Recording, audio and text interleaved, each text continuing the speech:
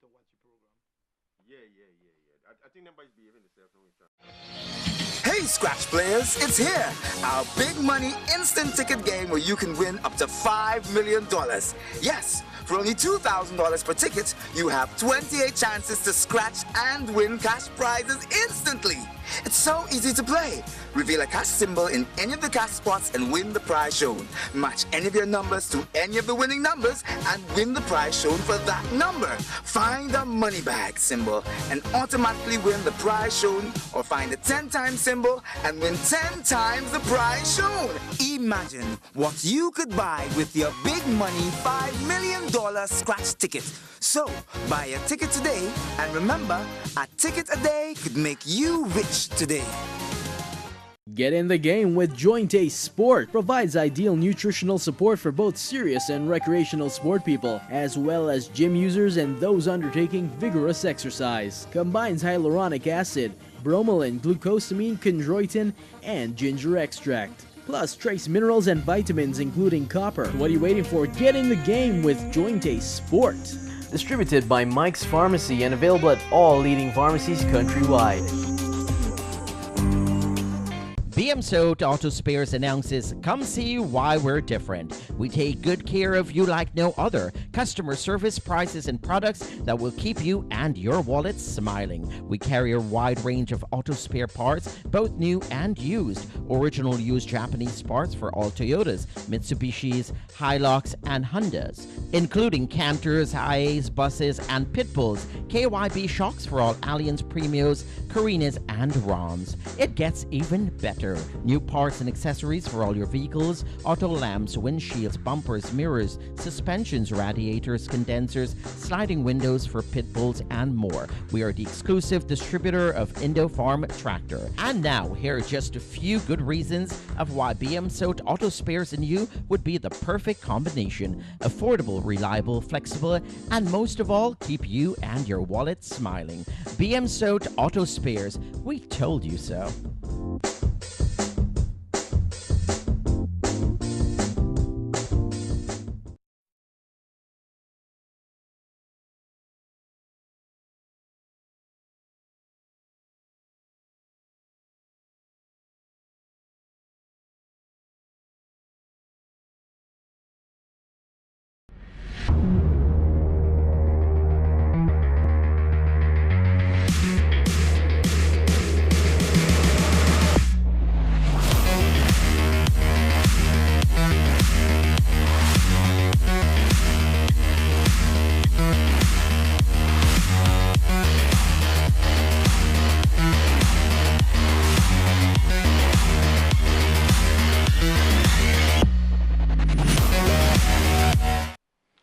A very good evening to you and welcome to NCN'S Sports Magazine. Remember, it's your midweek sports program on NCN Television.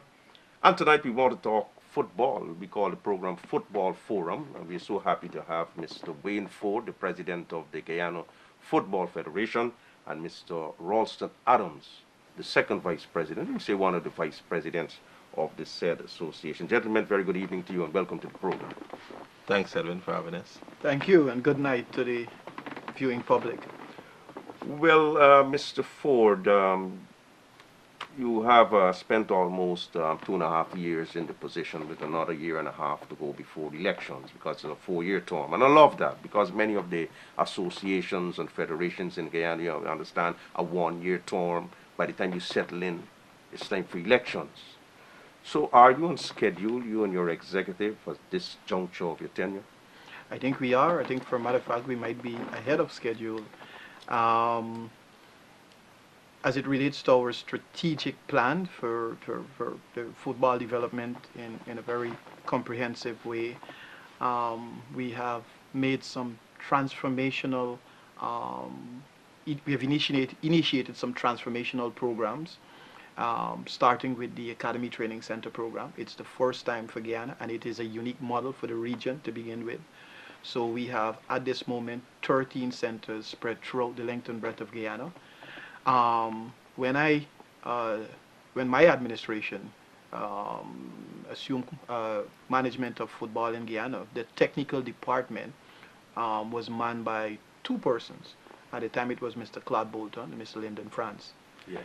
And when you consider the vastness of Guyana and all of the challenges that we've had over the years in developing the sport from a fundamental standpoint, you would draw a conclusion immediately that two persons was woefully inadequate.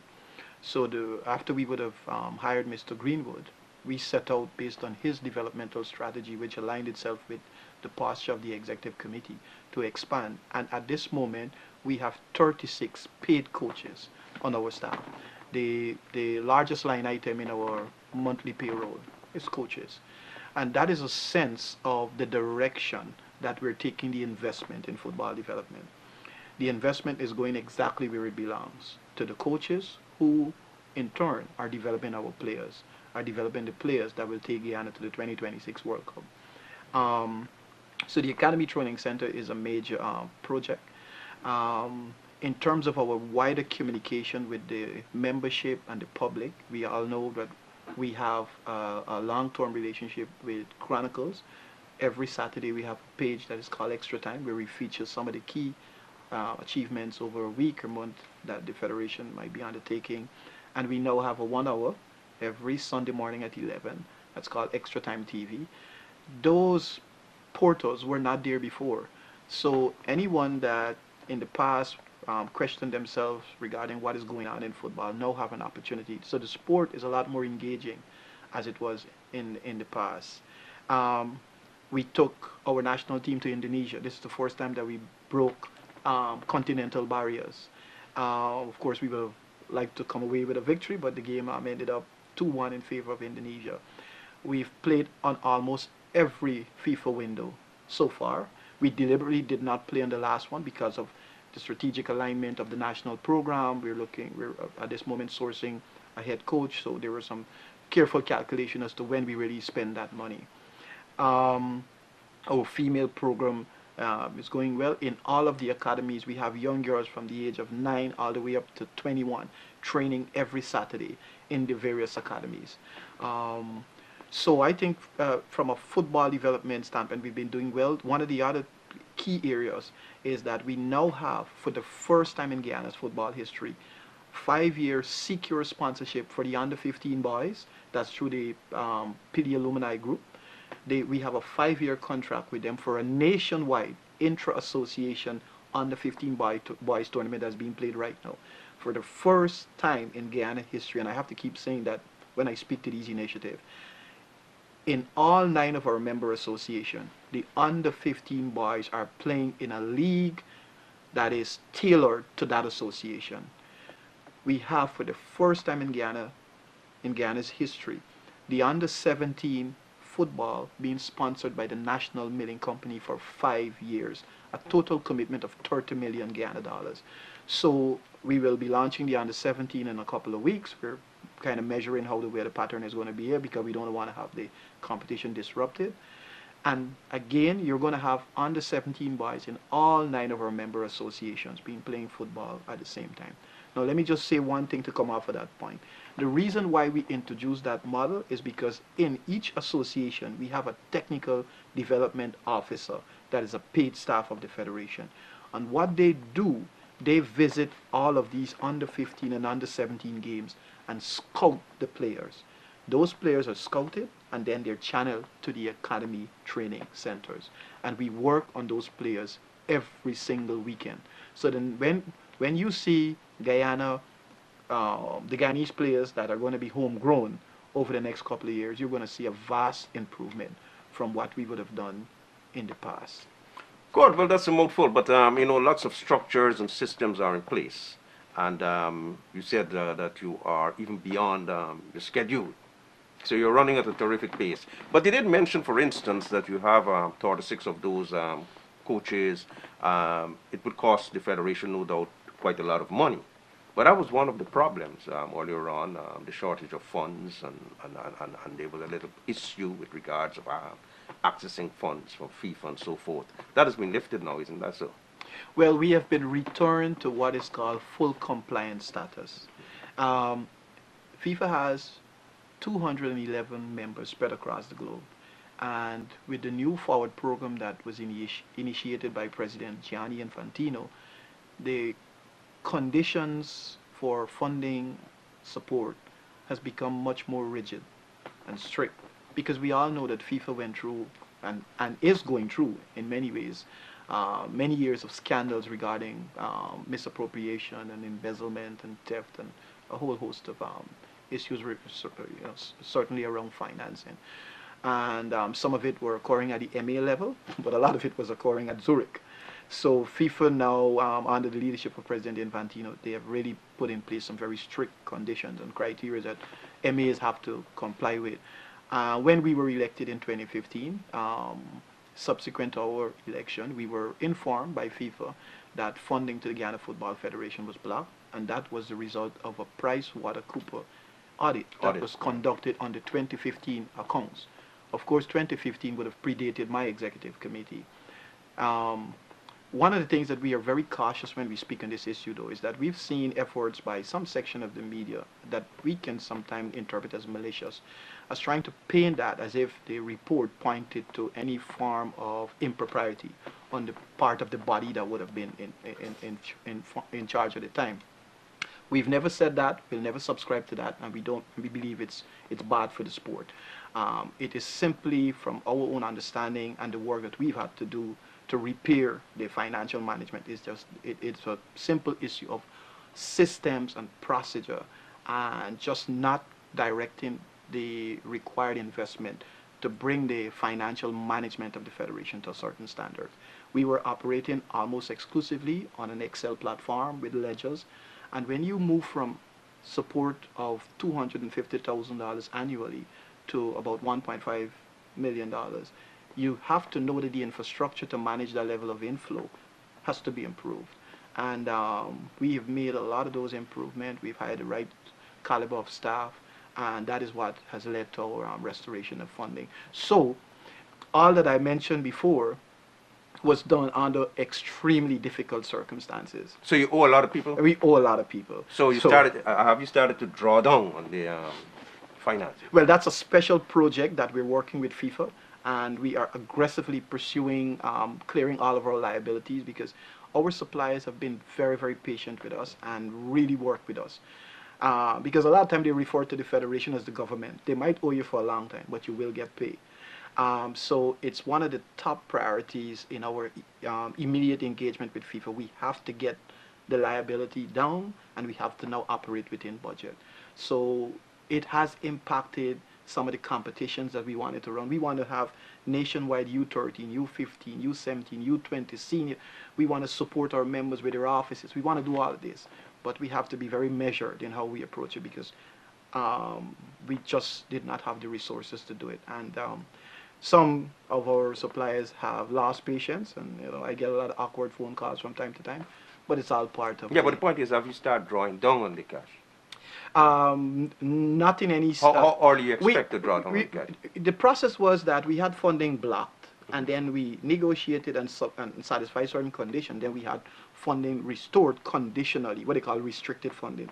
How restricted funding work is that I would have to send a specific budget for what we plan to do in any given month, and FIFA will scratch and say no, this. So we have been able to work and pay our staff and do some of the essential things, utilities and all that, but beyond that we've been fairly confined with what we can do. So we're now getting to the point where we're submitting the projects and going through all the justifications and all that, so that we can start getting the funds. We're not there as yet, but that is something that we're rapidly pushing towards. Right. Let's go across to Mr. Adams, Rawlston Adams, Vice President of the GFF. With all that Mr. Forde has been saying, lots of football and programs and so on, you need facilities. Yes. How is the Providence facility going? Is it on schedule too?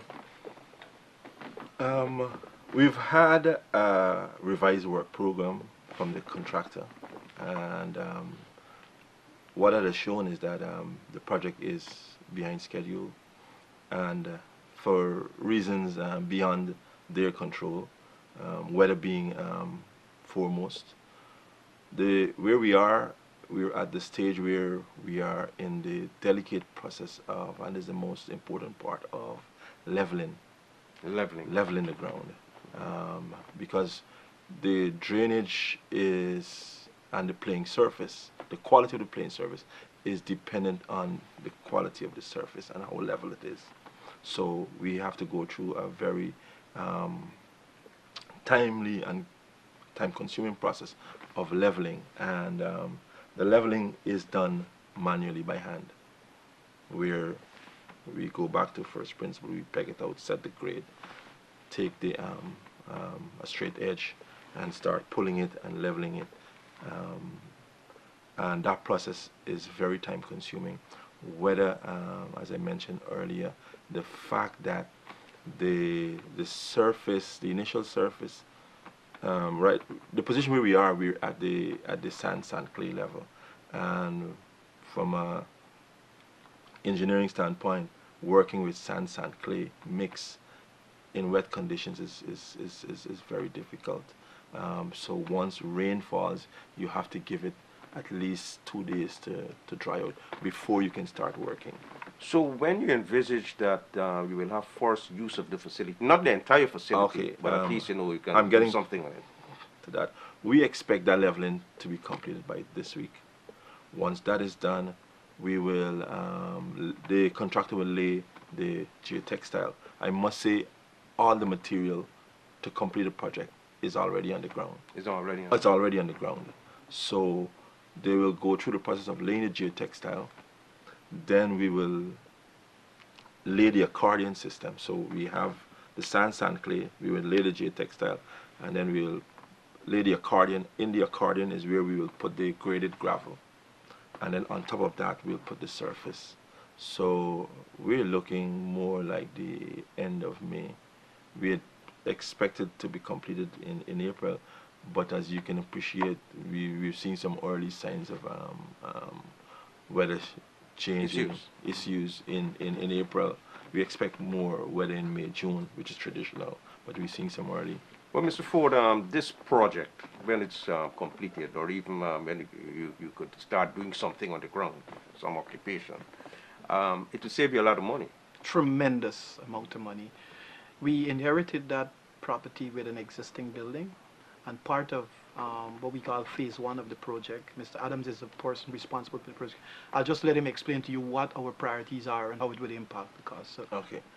One of the first things we plan to do is to extend the existing building to accommodate and house one, accommodation for players, and 2, on the ground floor we plan to accommodate the whole technical department. So what you will have, you have the facility, you have the technical department, and you have accommodations for the players. So you can see a combination of that. What it means is that you have players can be coming out in the morning, training with the necessary support.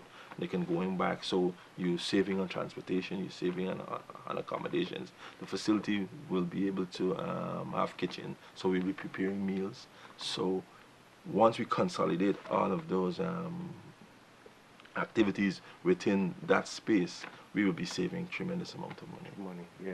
It must be costing a fortune. What about the vehicles that the GFF are trying to accumulate? You've accumulated a few? We actually should be rolling them in very quickly, actually. That's How quickly? I don't like to time myself down to timeline, but things are moving very rapidly. I was on the phone this morning with the FIFA office, ensuring that certain paperwork is in place. Buses and so forth. Yeah, there are a couple of pieces that we're picking up. I think that the team buses is in the second cycle of acquisition. For now, it's essential operational transportation. Like every time we have to move our staff to a league game, it's hiring a taxi, and not just the cost component, but the logistics of doing that. So we got the staff bus, we have the pickup for the technical staff, and some other piece of equipment to help with the day-to-day running around. And then we're going for 2 top quality team buses for the other cycle that will help with reducing the cost for the league and our national team. So it's all part of tooling the institution so we can really be as aggressive as possible with our project. And there's one thing that I just want to add to what Mr. Adams was describing about that facility. Apart from the huge savings, one of the key objectives that will be satisfied with that facility and with the modification of the building and all that is the frequency at which we will be able to bring our national teams together into camp. I can pick up the phone and tell Borbees and Georgetown and whoever I need the under 13 guys to come in on Friday, and I'm sending them back out on Sunday afternoon because we want to work with some specific. So not having to worry about calling up a hotel and all the necessary planning and logistics that need to do it, that would be a huge benefit. Now you're bringing them in more frequently, and they're going to be training on a high quality surface. And you have the technical. And you have the technical staff there, right there, looking over them, ensuring that the kitchen that we're building, the food and everything, for that weekend, they're eating really well. We can't give any account for what happens when they leave. But when we have them in our care, we take care of them. So you should see in another couple of years a marked improvement in the quality of what we can do on the field of play.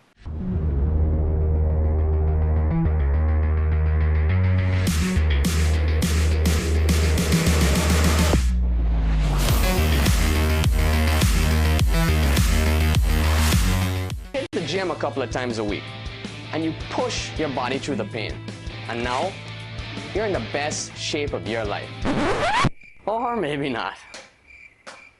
Listen, I know what it's like to work your butt off in the gym and not get the results you want. You see, when you work out, you're creating microscopic rips in your muscle fibers, which leaves you feeling sore. Drinking a protein shake right after your workout will help to repair the damaged muscle fibers, which will shorten your recovery time and boost muscle development. Visit us at Fitness Express at 47 John and Sheriff Street.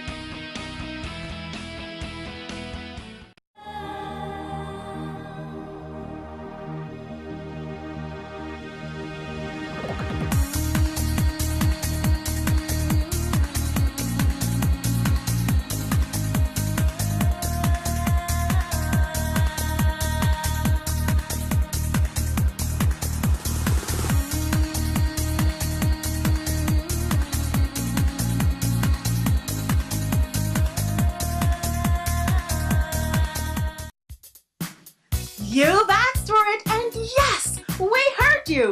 It's bigger, brighter, and better. Yes, 10 times the money is back, giving you more chances to win, more prizes, lower odds. It's 10 times the excitement, and you can win up to $1 million instantly. All this for only $500 per ticket. Playing 10 times the money is so easy. In the same row across, if your number matches the winning number, win the prize shown for that row. If you scratch reveal a 2 times, 5 times, or 10 time multiplier, you automatically win the prize for that row times the multiplier. So come on, play your favorite 10 times the money scratch game again. And remember, a ticket a day could make you rich today.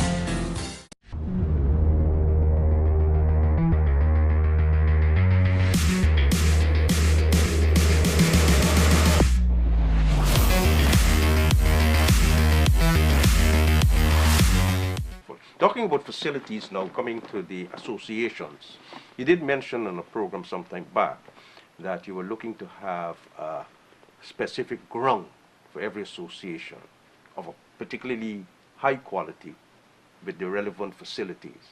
Is that on board? That is the program. We want to have in each association one all-weather turf, meaning similar to what we have, but not to that level of construction.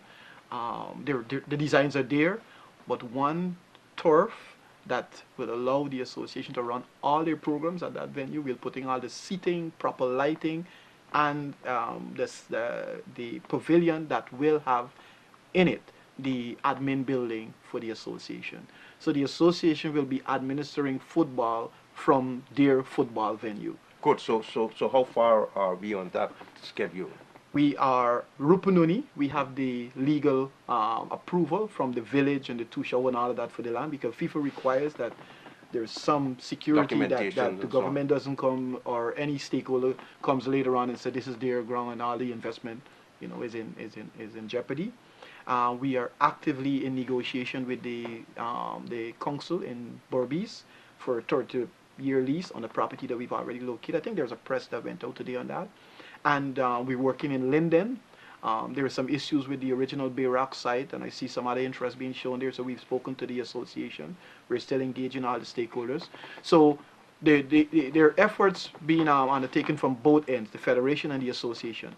Our message to the association: if you find a piece of land, whether it's a ground that's been abandoned, and you can do some groundwork, and you can come back to us and say this ground is not being claimed, or it's being claimed, but the people are open to discussion, we will come in, negotiate, and once we can secure that deal, then we put it on the infrastructure plan, and it's not going to be done overnight, because we can only do so many. I think we've budgeted that we want to do at least 2 to 3 every year, but that will depend on the level of investment that needs to go into any single one. What about Congress? Congress is next month, something in May. 12th of May. 12th of May, mid-month or thereabout. Plans are in place, everything is in place. So what are some of the things we can expect coming out of Congress? You know, we might know everything now, but... Well, one that I think I can probably just touch on briefly is that we're working on, is we're negotiating right now with an insurance company. We're looking at a nationwide insurance policy for all football players, officials. Wonderful. You've been saying that a long time That's ago. a major, so the goal is that I've met with the company, the EXCO, and I've met with the company. They're building a presentation. So they will come to Congress. We will put it in there, and we will present it to the Congress. Because we have to start moving ahead of where we are. There's always complaint, well, the child mightn't got $500 registration. Guess what? The child might pick up an injury. So who takes care of that? The federation can't carry all this. So we want to build up, and I've been able to explain to the companies that I can guarantee you that you'll have thousands of people into this thing. Yeah. And the way that I want it to be so flexible that if Mr. Adams decides he wants to be in that, but he could afford to pay $100,000 a month, and he pays $100,000 a month, and he gets the benefits of $100,000. The baseline for our players is that they make the absolutely smallest amount of contribution to it, and they get the coverage. If a player picks up a sprain or a strain, they can go to a private medical institution and get treatment. Wonderful. It has tied into it. Part of the presentation will be travel insurance. So right now, when my team traveled yesterday, I had to pay for special insurance to protect them in the air. I want that package to have all that built into it. So whenever the federation puts a team on a plane, God willing, if something goes wrong, that the parents, you know, there's something there. So it's comprehensive, and it's going to be presented. Again, it's all new. It's going to be groundbreaking. I'm hoping and I'm optimistic that Congress will approve it and we'll get it cracking. Anything else you want to tell us about Congress, what they expect? Insurance, that's a big one, yeah. Yeah, that's a big one. No, I think the rest of the stuff we'll keep it to ourselves. It's our Congress. That's the annual Congress. That's our annual ordinary Congress. Annual ordinary Congress. What about the Mr. Ogier incident? Tell us a little bit more about that. What's happening? Well, we already made He's a vice president. He's a committee member. Committee member. We've already made a statement on the issue, and in that statement I did share that because it's a sensitive issue that is currently engaging the attention of the group that we've asked to examine the facts that came to our attention, we will not comment any further. Yeah, but these are disciplinary issues. Again, forgive me, Edwin, but For me to make any further comment, I can prejudice the investigation or the parties involved, and it's not professional. No, but for me to do your that. release, they didn't mention it was disciplinary issues. No, the release would have said all that was intended to be said in the release. What was And, that? What was that? What was The that? release was that we're investigating the matter, and once the investigation is concluded, the federation will be a little bit open with the next Yeah, but steps. broadly, what we want to know, right, was it a matter of a financial issue? Was it abuse? What was it? You see, that is one of the danger with these things, because if I was to go any further, I run the risk of giving the wrong impression. I run the risk of not doing what is in the best interest of all parties. So just rest assured, we have a firm and solid track record of being transparent. I don't think there is any administration in the past that has been as transparent and as open as we have. And we can guarantee you that whatever needs to be properly reported will be reported So to the public. is there a time frame? Yes, when we've asked the group to have it done in 6 weeks, but 6 weeks, but that is contingent on what they think they need to do. What about the investigation with regards to the referees? There's a matter that is pending, isn't that so? What's happening there? Well, that is ongoing. We have set up a board of inquiry that's being chaired by Dr. Karen Pilgrim, and they have started their work. I think the deadline for submissions of statements and indication of willingness to participate in the hearings was yesterday, I think. So there is a special email account that was set up that's being managed by the Board of Inquiry, where anyone within the fraternity or outside of the fraternity, because we did put it in our press, that may have some information that they think will be useful to the inquiry, they can submit it, or just submit their name and contacts and say, I would like to appear before the Board of Inquiry and give some statements. So we are very optimistic that the inquiry will do a very good job, the panel, and we'll get not just findings, but solid recommendations outlining some of the changes that we need to make to ensure that whatever may have occurred does not occur again. The issue now, it's happened quite a long time ago with the 4 clubs, Alpha United, Slingers, Pele, and GFC. We understand that GFC and Pele, well, they're back almost in the fold, or in the fold already. They've worked their way back. What's the position, the latest position with Alpha United and Slingers? Well, again, that's a matter that's before the courts, and we simply can't comment beyond the fact that those clubs have sought litigation against the federation that we have to deal with, and every time I speak to it, I have to say that in so doing, they've breached the Constitution. Constitution does not permit ordinary court. It permits a member to go through all of the channels and all the way up to the Court of Arbitration, Sports Arbitration, CAS. So outside of that, the federation is working on the careful guidance from FIFA and CONCACAF in how we engage this matter. Clearly, there is no opportunity for engagement while that matter is in court between the federation and those clubs. So while Alpha United and Slingers are taking the matter to court, isn't it true that most of the players now have ventured into other clubs? Is it? As far as I am aware, most of the players have. Ventured into clubs. So does it make sense to still sanction the club when all the players have moved away and gone to other clubs? They're still playing, isn't that so? You don't want to penalize the players. The players have gone. But does it make, what sense it makes, if any, to, pick up the matter as Slingers and Alpha United have been doing when the players are not part of the club anymore?